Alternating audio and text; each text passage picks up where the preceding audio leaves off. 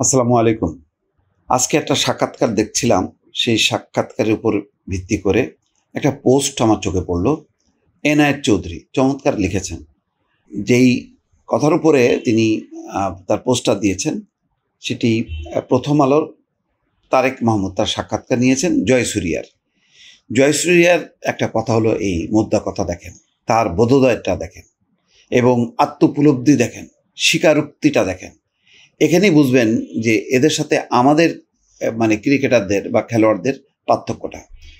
জয়সূরিয়া বলছেন, রাজনীতি আসলে ক্রিকেটারদের কাজ নয়। সংসদ সদস্য হয়ে আমি আমার জীবনের সবচেয়ে বাজে কাজটা করেছি। সে কিন্তু এমপি এবং উপমন্ত্রী পর্যন্ত হয়েছিল, কিন্তু বলতেছে জীবনের সবচেয়ে বাজে কাজটা করছি আমি আমার জীবনে। খেলা সবাই ভালোবাসে, পুরো জাতি আপনাকে ভালোবাসবে। রাজনীতি করলে সেটা ভাগ হয়ে যাবে। কাজেই ক্রিকেটারদের ক্রিকেটই উপভোগ করা উচিত।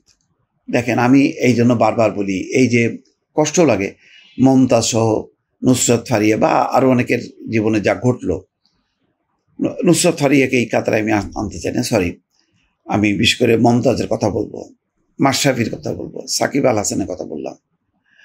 এদেরকে কি পরিমাণ মানুষ ভালোবাসত। শিল্পী হিসাবে মমতাজ, তার গান কোকিল কণ্ঠী বাংলাদেশের ছিল। আহারে রাজনীতি, শেখ হাসিনার পক্ষে বিদ্যুৎ নিয়ে প্রশংসা করে কী সব গান, যত এইসব গান গাইল তত সে মানুষের ঘৃণার পাত্র হইল, জনগণ থেকে দূরে সরে গেল। সাকিব আল হাসান, মাশরাফি। আরেকজন দেখেন নাইমুর রহমান দুর্জয়, বাংলাদেশের টেস্ট ক্রিকেটের প্রথম অধিনায়ক। আজকে এখন মানে 3 দিন না 4 দিনের রিমান্ডে আছে, এমপি ছিল। আরও অনেক খেলোয়াড়, কি জয় একজন উপমন্ত্রী হয়েছিল, ক্রীড়া উপমন্ত্রী, ভালো করেনি, পারফরমেন্স খুব খারাপ ছিল। মাশরাফি এমপি হিসেবে ভালো করছে, কিন্তু ওই যে আওয়ামী লীগের এমপি সাকিব আল হাসান, আওয়ামী লীগের এমপি, তার এত খ্যাতি, এত কিছু, আন্তর্জাতিক খ্যাতিকে চাপা দিয়ে হয়ে গেল সে আওয়ামী লীগের এমপি। এখন দেশে আসতে পারে না। মাশরাফি কোথায়? পালিয়ে আছে। কিন্তু এই পর্যন্ত কিন্তু তাদের কোনো স্বীকারোক্তি নাই। একজন দেখেন সোশ্যাল মিডিয়াতে খুব পরিচিত ছিল, ব্যারিস্টার সুমন, সত্য কথা বলতো, হাজার হাজার লক্ষ লক্ষ। আমি তো তার কাছে কিছুই না পারে ভাই, তার কাছে আমি কিচ্ছু না, এত জনপ্রিয়, আছে কারাগারে আছে। দরকার ছিল যারা নিজের মানে গুণে গুণান্বিত, খ্যাতিমান, তাদের রাজনীতির দরকার কি? আমি ধরেন আমার একটা পরিচিতি আছে, যে দেখেন কালকে আমি একটা বললাম যে গণমাধ্যমের এখন যে গণমাধ্যমের স্বাধীনতা, এটা আওয়ামী লীগ আমলে আরও তার থেকেও খারাপ। এটা দেখলাম বেশ ভাইরাল হয়েছে।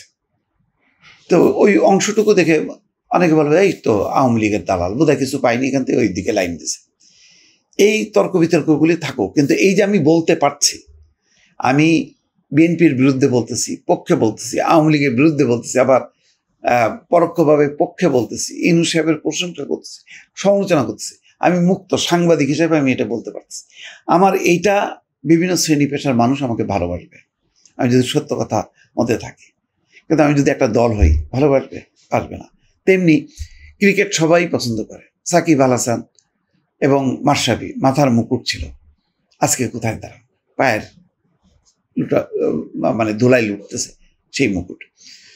তো এনায়েত চৌধুরী সেই কথা বলছেন, সাকিব আল হাসান দেশান্তরী, মাশরাফি বিন মুর্তজা আত্মগোপনে। গতকাল গ্রেপ্তার হয়েছেন বাংলাদেশের ক্রিকেট দলের প্রথম টেস্ট অধিনায়ক নাইমুর রহমান দুর্জয়। বাংলাদেশের ক্রিকেটারদের রাজনীতিতে যোগ দেওয়ার এই হলো পরিণতি। দেশের ক্রিকেটের জন্য তাদের যতই অবদান থাকুক, রাজনৈতিক পরিচয় তাদেরকে আর তাদের অবস্থানে রাখেনি। রাজনীতিতে যোগ দিয়ে সমালোচিত হয়েছেন প্রত্যেকে। সরকার বদলের পর এখন তো তারা দেশেই ব্রাত্য হয়ে পড়েছেন, অর্থাৎ পরিত্যাজ্য হয়ে পড়েছেন। শুধু বাংলাদেশ নয়, ক্রিকেটারদের রাজনীতিতে যোগ দেওয়ার উদাহরণ উপমহাদেশের অনেকেরই আছে।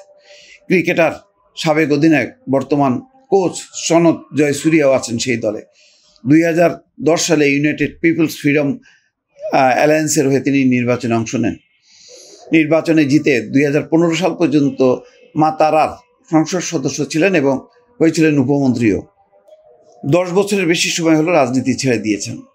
তবে রাজনীতিতে যোগ দেওয়ার সিদ্ধান্ত নিয়ে তার মধ্যে কোনো অনুশোচনা রয়ে গেছে।